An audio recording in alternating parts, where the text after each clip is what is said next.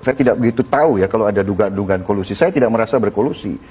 Yang memilih Pak Habibie kan Pak Harto sendiri sebagai wakil presiden. Ya. Beliau yang besarkan 25 tahun. Jadi Pak Habibie adalah orangnya Pak Harto. Itu pengertian saya. Jadi kalau saya baik sama Pak Habibie kan tentunya saya tidak baik sama Pak Harto. Ini dua orang yang saya hormati. Ya.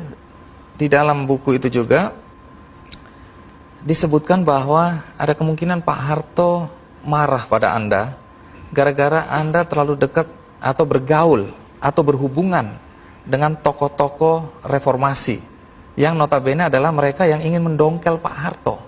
Bagaimana Anda menempatkan diri dalam konteks cerita ini?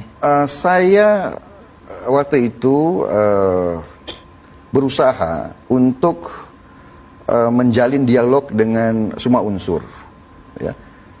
Dan saya berusaha untuk supaya kalaupun ada dorongan reformasi itu berjalan dengan konstitusional, dengan damai, ya, dan dengan sesedikit mungkin menimbulkan goncangan-goncangan kepada bangsa. Jadi itu motivasi saya, dan saya melihat bahwa diskursus ataupun dialog kan baik.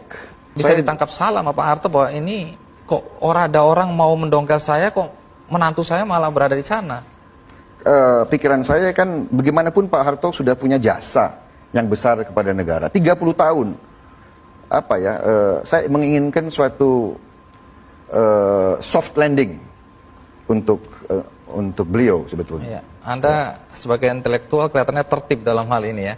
Dan satu pertanyaan penting adalah, menurut Anda, Pak Harto atau keluarga Cendana merasa dikhianati oleh Anda, itu karena faktor kedekatan tadi dengan tokoh-tokoh reformasi, atau karena faktor ada prasangka buruk tadi bahwa Anda hendak mendongkel sang raja, bahwa Anda adalah seorang putra mahkota? Mana yang paling mendekati kebenaran? Apakah Pak Harto atau keluarga Cendana itu merasa mulai terganggu karena Anda lebih dekat, atau bukan lebih dekat, Anda membuka hubungan dengan tokoh-tokoh reformasi, dan Anda sudah jelaskan mengapa tadi, atau karena itu tadi ada prasangka buruk bahwa Anda dan Pak Habibie sedang berkolusi untuk mendongkel Pak Harto?